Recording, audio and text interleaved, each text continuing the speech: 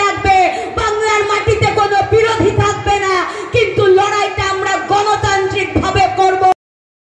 শুক্রবার কৃষ্ণনগরে তৃণমূল যুব কংগ্রেসের রক্তদানের অনুষ্ঠানে এসে রাজ্যের মন্ত্রী উজ্জ্বল বিশ্বাস যখন বলছেন সবাই মিলে এক হয়ে দলটাকে তৈরি করো, তখন তৃণমূল নেত্রী জয়া দত্ত সাফ জানিয়ে দিলেন, নেত্রী যদি একবার নির্দেশ দেয় বিরোধীদের বুঝে নিতে 2 সেকেন্ড সময় লাগবে।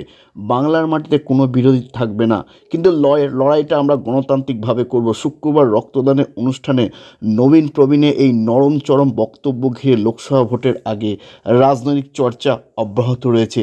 আর এ নিয়ে আজকাল আগামী বিশেষ প্রতিবেদন। নেত্রী নির্দেশ দিলে বিরোধীদের বুঝে নিতে 2 সেকেন্ড সময় লাগবে, বললেন জয়া দত্ত। এক কথায় সেরা মানি বিয়ের পোশাকে ঢাকেশ্বরী। ঢাকেশ্বরী বস্ত্রালয় প্রতিদিন খোলা। পছন্দ করতে হয় না, পছন্দ হয়ে যায়। ঢাকেশ্বরী বস্ত্রালয়, হাই স্ট্রিট, কৃষ্ণনগর, নদিয়া। ভাব যদি নেই আমাদের মধ্যে, আর আমাদের মধ্যে তো হিন্দু আর মুসলিম এই ধর্মের মধ্যে তো ভাগ নেই। সুতরাং এই জায়গায় দাঁড়িয়ে আমাদের মধ্যে এই বিভেদটা আমাদের কাছে ঘুচিয়ে যায়।